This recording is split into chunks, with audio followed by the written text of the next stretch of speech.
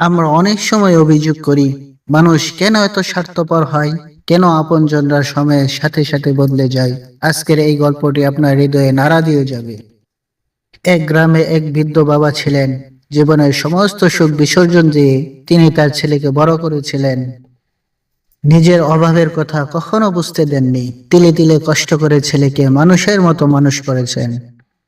সময় গড়িয়েছে, ছেলে বড় হয়ে শহরে চাকরি পেয়েছে, সংসার পেতেছে, কিন্তু ব্যস্ততার দোহাই দিয়ে বাবার সাথে যোগাযোগ ধীরে ধীরে কমতে শুরু করলো।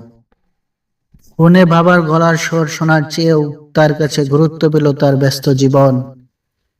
একদিন বৃদ্ধ বাবা খুব অসুস্থ হয়ে পড়লেন।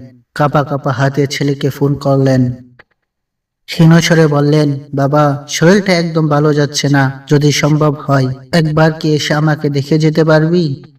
ছেলের উত্তরে এলো ফোনের ওপার থেকে, বাবা, এখন অফিসে খুব চাপ, খুব ব্যস্ত, আমি সময় করে পরে একদিন আসবো।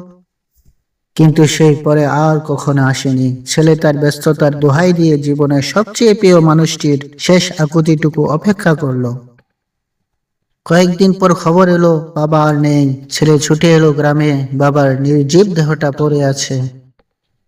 টেবিলের উপর রাখা ছিল বাস করা একটি পুরনো চিঠি। ছেলেটি সেটি খুলে পড়তে শুরু করলো। চিঠিতে লেখা ছিল, বাবা, আমি জানি তুই অনেক বড় হয়েছিস, অনেক ব্যস্ত, তোকে কষ্ট দিতে চাইনি বলে শেষবার আর ডিস্টার্ব করিনি।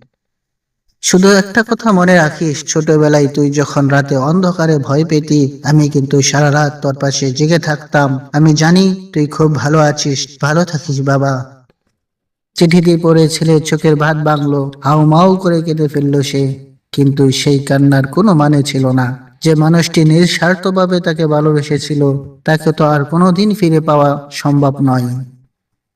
আমরা অনেক সময় কাছের মানুষের ভালোবাসাটা অবহেলায় হারিয়ে ফেলি।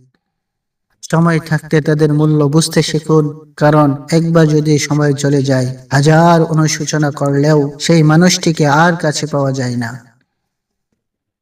ভিডিওতে একটি লাইক দিন, আপনার প্রিয় বাবা মায়ের জন্য আজকের দিনটি উৎসর্গ করুন এবং এমন আরো হৃদয়স্পর্শী গল্প শুনতে আমাদের চ্যানেলটি সাবস্ক্রাইব করে রাখুন। ধন্যবাদ।